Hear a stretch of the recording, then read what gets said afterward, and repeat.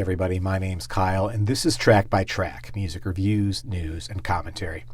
In 1987, I was in high school and was at the beginning of a sort of teenage rite of passage. I was making the shift from a steady diet of radio-friendly pop music to the more provocative alternative music scene.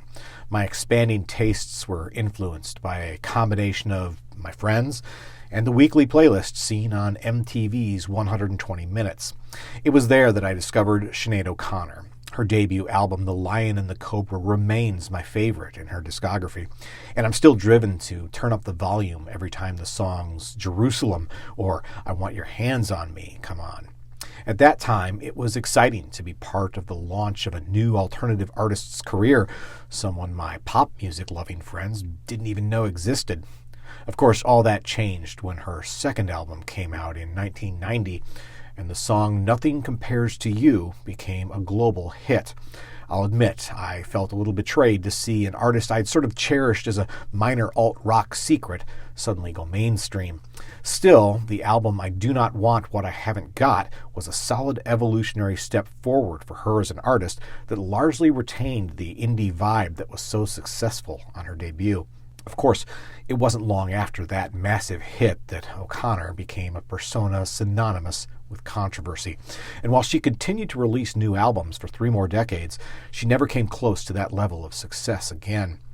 That's really a shame because there was still some great music to come from her.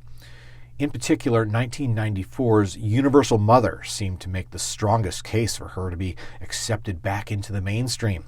And while her big band genre experiment with Am I Not Your Girl was more curiosity than classic, I thoroughly enjoyed 2005's Throw Down Your Arms, a collection of reggae covers, largely recorded in the Tuff Gong Studios in Jamaica. I followed all of Sinead's music through her last album, 2014's I'm Not Bossy, I'm the Boss, and while there haven't been new releases that excited me as much as her earlier material, I have to say she's never been less than interesting. I know she's long been a bit of a troubled soul, so it's unfortunate that news of her death today at the age of 56 isn't more shocking.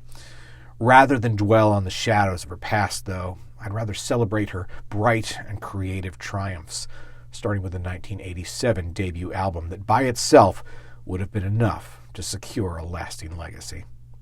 Sinead O'Connor, gone too soon. This is Track by Track. Thanks for watching.